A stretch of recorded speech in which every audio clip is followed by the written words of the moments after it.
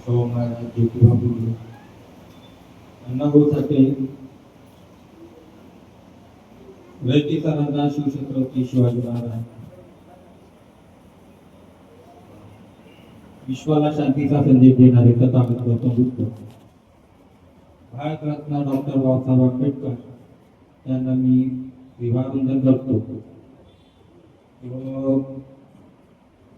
मंचवर उपस्थित असलेले सर्व माननीय राष्ट्रीय अध्यक्ष श्रीधर घोसाळवे, राकेश भाऊ धारगावे आणि सर्व इथे उपस्थित असलेले मान्यवरांना जय भीम.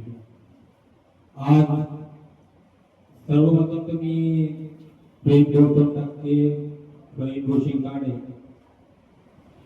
व आनंद वानकडे यांचं मनापासून आभार व्यक्त करतो की त्यांनी या इथे वर्धापनामध्ये सर्वप्रथम भीमसेनाचा कार्यक्रम राबवला व इथे सर्व उपस्थित मान्यवरांना बोलावून त्यांनी भीमसेनाची जी शान वाढवली त्यासाठी मी त्यांचा धन्यवाद करतो.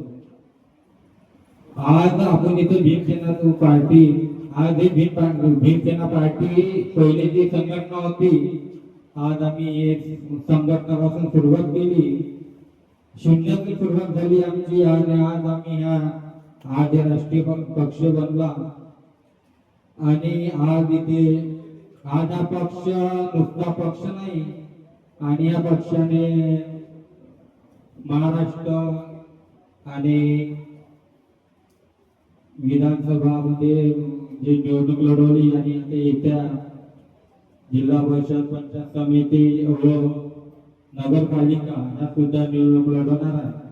पण आज मी तुम्हाला एकच सांगतो की भीमसेना पार्टी हे अन्याय अत्याचार जिथं पण होईल तिथे ते आमचे श्रीधर साहेब राष्ट्रीय अध्यक्ष हे केव्हा पण उपस्थित राहतात.